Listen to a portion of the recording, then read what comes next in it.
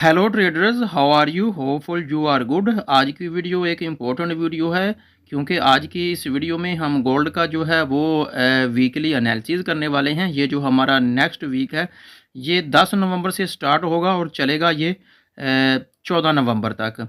तो इस दौरान देखेंगे नेक्स्ट वीक मार्केट में, गोल्ड की मार्केट में क्या मूवमेंट रहने वाली है, कौन से मेजर इवेंट आने वाले हैं, कौन से इंपॉर्टेंट जोन हैं जिनको हम फॉलो करते हुए मार्केट में हम सेल या फिर बाय की एंट्री देख सकती हैं, या फिर मार्केट में कौन सा जो है वो ट्रेंड रहने वाला है।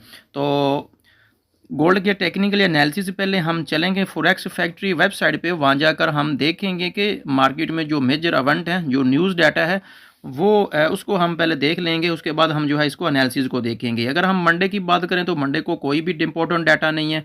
ट्यूसडे को बैंक हॉलीडे है, मार्केट में कोई खास मूवमेंट नहीं होगी। वेडनेसडे को भी कोई इंपॉर्टेंट कोई मेजर डाटा नहीं है।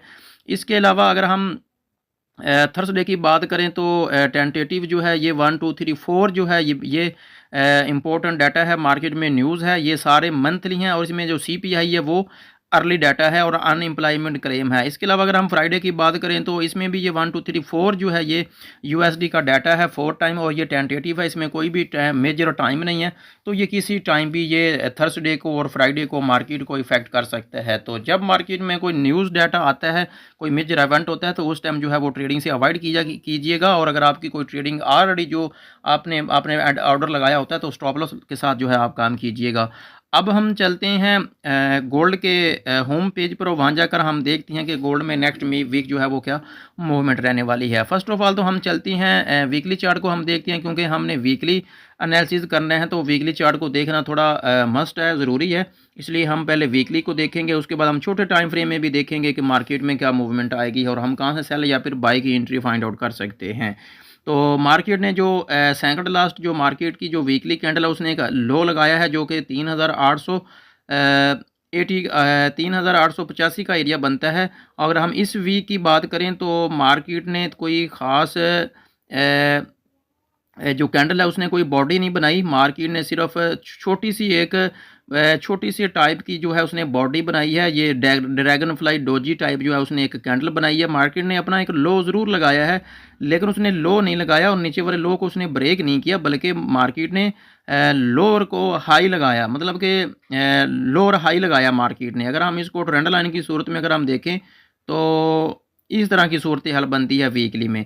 तो अगर हम वीकली के अकॉर्डिंग अगर मार्केट को देखें तो ये एक मार्केट में डिसीजन जो है वो सिचुएशन है। हम इसको H1 में अगर हम देखें, सॉरी डे 1 में अगर हम इसको देखें तो यहाँ पर जो है ऊपर एक हमें दिखाई दे रहा है एक स्ट्रॉन्ग टाइप का जो है ये एक रेजिस्टेंस एरिया है। जब तक मार्केट इसके एरिया को ब्रेक नहीं करती तो इसके ऊपर जाने के जो चांसेस हैं वो बहुत कम है। इसलिए मार्केट को अप ट्रेंड में जाने के लिए ये वाला जो उसका जोन है 4030 का जो जोन है इसको ब्रेक करना थोड़ा मार्केट के लिए ज़रूरी है।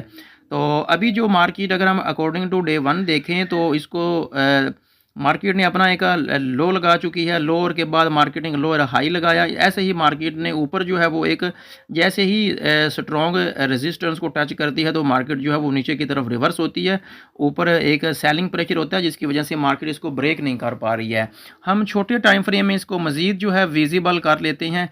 H4 को अगर हम देखें तो यहाँ पर कुछ चीज़ें में भी डिफरेंट हो। पहले जो है हम जो बड़ा टाइम फ्रेम है उसकी जो हमने एनालिसिस को देखा है उसको हम थोड़ा डेल करते हैं और इसको हम छोटे टाइम फ्रेम में देखते हैं कि हम छोटे टाइम फ्रेम को फॉलो करते हुए मार्केट में जो है हम कहाँ से एंट्री या फिर हम बाइंग की एंट्री ले सकते हैं। तो यहाँ पर भी अगर हम ऊपर वाले रेजिस्टेंस एरिया की बात करें तो एरिया तो वही बन रहा है, लेकिन यहाँ पर मुझे कुछ सिचुएशन कुछ डिफरेंट दिखाई दे रही है डे 1 या फिर वीकली चार्ट के अकॉर्डिंग। एरिया तो बेसिकली वही बन रहा है मार्केट का, जो ऊपर रेजिस्टेंस एरिया बन रहा है ये बन रहा है 4030 का एरिया। जब तक मार्केट ये ब्रेक नहीं करती तो इसको हम सेलिंग बाय में ही देखेंगे। अगर हम ट्रेंड लाइन मार्केट में अगर एक ड्रॉ करें तो एक ट्रेंड लाइन भी मार्केट में बन रही है। तो अभी की अगर हम बात करें तो मार्केट जो है इस ट्रेंड लाइन को ब्रेक कर चुकी है। एक मिनट ज़रा, ये देखें, ये एक मार्केट ने ट्रेंड लाइन को मार्केट फॉलो कर रही थी। इस ट्रेंड लाइन को अगर हम करंटली बात करें तो मार्केट इस ट्रेंड लाइन को ब्रेक कर चुकी है। अब मार्केट जो है वो जो इसको मैं देख रहा हूँ वो एक चैनल के अंदर जो है ये मार्केट काम कर रही है।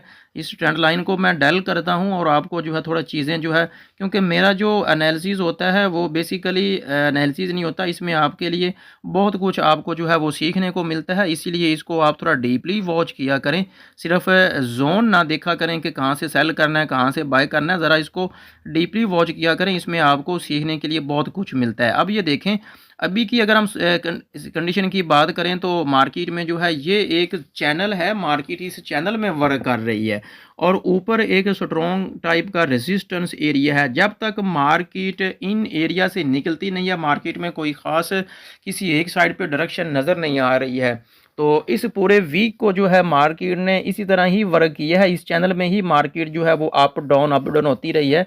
तो इससे पहले भी मार्केट ने एक चैनल बनाया हुआ था जिसको मार्केट ने ब्रेक किया, जो कि हमारी एक ट्रेंड लाइन भी थी, उसको भी मार्केट ने ब्रेक किया। तो इसको भी हम देख लेते हैं कि मार्केट ने, क्योंकि ये चीज़ें आपको आपके लिए थोड़ा ज़्यादा बेनिफिट आपके लिए ला सकती हैं, इसलिए इनको समझना डीपली थोड़ा आपके लिए ज़्यादा बेस्ट हो सकता है। ये देखें, मार्केट पहले भी एक चैनल में वर्क कर रही थी, तो मार्केट ने जो है इसको ब्रेक किया और मार्केट ने इसको ब्रेक करने के बाद रीटेस्ट किया और मार्केट ने अगेन जो है इस चैनल में वर्क करना स्टार्ट कर दिया। ऊपर एक रेजिस्टेंस एरिया है, तो अब हम अगर हम मार्केट में बाइंग देखें तो मार्केट को 4030 के एरिया को ब्रेक करना चाहिए, ये वाला एरिया। अगर हम मार्केट में सेलिंग को देखें तो जब तक मार्केट इस नीचे वाली सपोर्ट को ब्रेक नहीं करती, इस चैनल को ब्रेक करती है और उसके बाद मार्केट रीटेस्ट करती है, तो आप कन्फर्मेशन पे जो है आप इसमें सेल की एंट्री फाइंड आउट कर सकते हैं।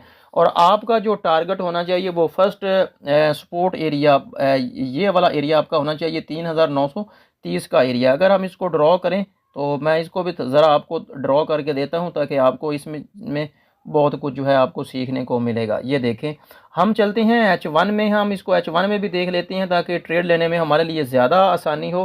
तो H1 के अकॉर्डिंग अगर हम मार्केट की बात करें तो सेम सिचुएशन है, H1 में भी मार्केट यही चीज़ें हैं। मार्केट में जो हमने पिछले बड़े टाइम फ्रेम में देखी हैं, ये इन्हीं लेवल्स को मार्केट फॉलो कर रही है, इन्हीं चैनल को मार्केट फॉलो कर रही है। अगर हम करंटली हम बात करें एक समरी की सूरत में, तो चैनल को ब्रेक करना चाहिए मार्केट। जब चैनल को ब्रेक करती है तो आप रीटेस्ट पे सेल करें with confirmation according to your setup. आपका जो फर्स्ट टारगेट होना चाहिए 3930 का एरिया और सेकंड टारगेट जो है वो आपका ये 3890 का एरिया होना चाहिए।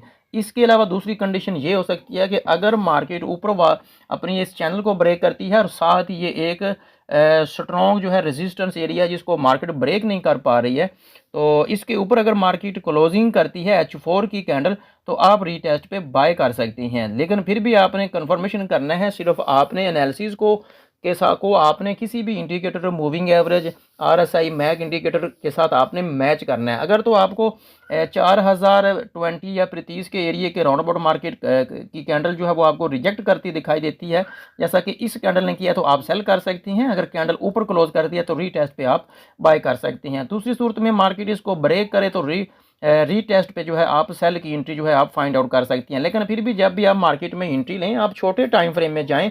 अगर हम जाएं छोटे टाइम फ्रेम में, चलें 15 में चलते हैं। यहाँ पर भी मैं कुछ सिचुएशन जो है आपको दिखा देता हूँ, क्योंकि बहुत ज़्यादा बिगिनर्स के मुझे मैसेज आ रहे होते हैं कि सर छोटा टाइम फ्रेम को भी थोड़ा दिखा दिया करें कि उसमें हम एंट्री को कैसे फॉलो कर सकती हैं। तो ये देखें, मार्केट जो है इसी को ही फॉलो कर रही है।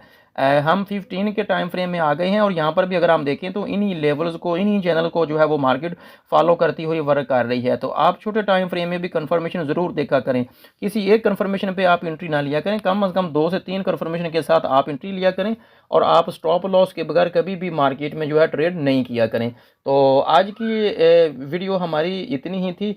इंशाल्लाह नेक्स्ट वीक जो है हम मंडे से जो है डेली बेसिस पे जो हमारा डेली एनालिसिस होगा उसको हम पहले की तरह कंटिन्यू रखेंगे, इसलिए चैनल को ज़रूर फॉलो करें। तो आज के लिए इतना ही था। अल्लाह हाफिज़।